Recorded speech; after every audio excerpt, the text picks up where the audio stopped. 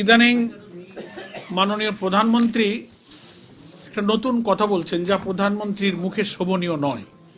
তিনি বলছেন যে বিরোধী দলকে দায়ী করছেন, যে বিরোধী দলের ঘাড়ে স্বৈরাচারের ভূত চেপেছে। শুনছেন না আপনারা? তো ভূত কাকে বলে?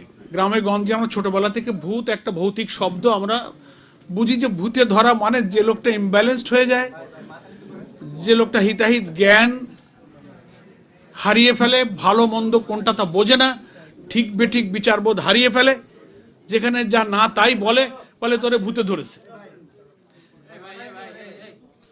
অবশ্য উনি নিজের কথার ব্যাখ্যা দিয়েছেন যে বিরোধী দলকে কেন ভূতে ধরেছে, তার ব্যাখ্যা দিতে গিয়ে বগুড়ার জনসভায় গিয়ে উনি বললেন যে আমরা যে জুলাই সনদ স্বাক্ষর করেছি আমরা অক্ষরে অক্ষরে বাস্তবায়ন করব, কিন্তু বিরোধী দল এ ব্যাপারে জনগণকে ভুল বোঝাচ্ছে এবং বিভ্রান্ত করছে। আমি ওনার কথা পরীক্ষা নিরীক্ষা করে দেখলাম, আর জুলাই সনদে রাজনৈতিক দলগুলোর যে অঙ্গীকার এবং পর্যায়ক্রমে জুলাই সনদের 17 অক্টোবর আমরা স্বাক্ষর করলাম, তারপরে নভেম্বর মাসের 13 তারিখে প্রেসিডেন্সিয়াল অর্ডার হলো, তারপরে 12 তারিখে ভোট হলো। সব ধারাবাহিক কার্যক্রমে বিএনপি দেশের একটা বড় দল হিসেবে সব কার্যক্রমে কিন্তু শরিক ছিল। এখানে আমাদের নেতৃবৃন্দ বলেছেন, ঐকমত্য কমিশন যে গঠন হলো এটা তো আমরা সবাই জানি।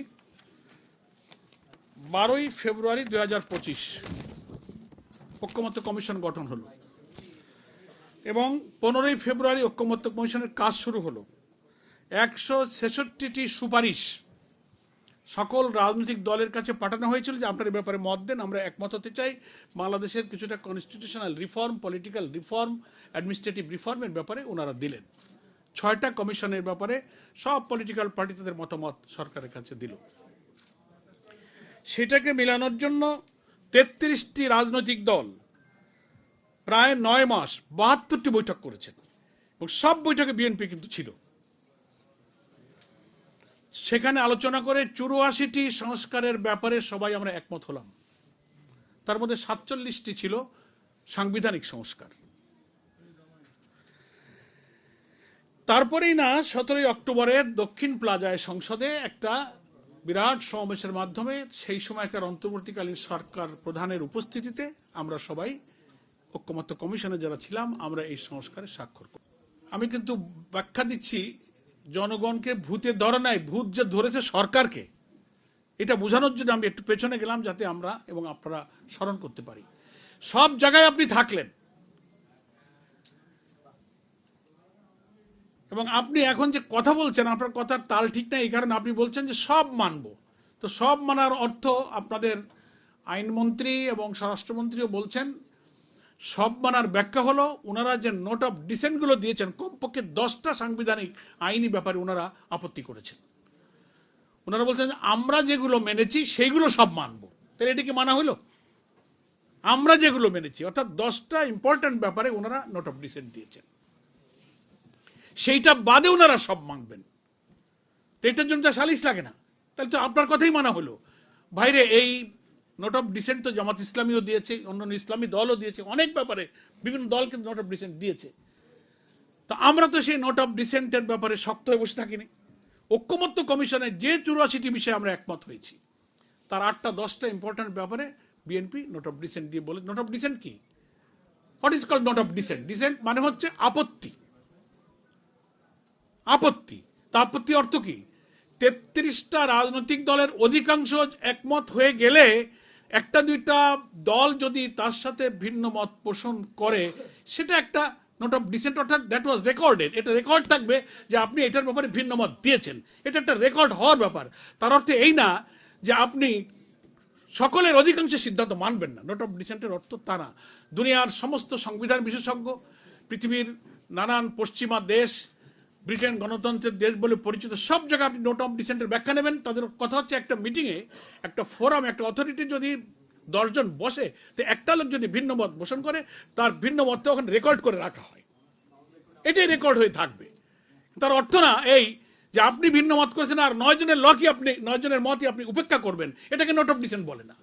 33টা দল মিটিং করেছে, আপনি একটা জিনিস মানেননি, ব্যাস ঠিক আছে, ওটা লিখিত থাকলো, ইতিহাসে যুগ যুগ ধরে স্বর্ণাক করে লেখা থাকবে যে বিএনপি এটা মানে নাই।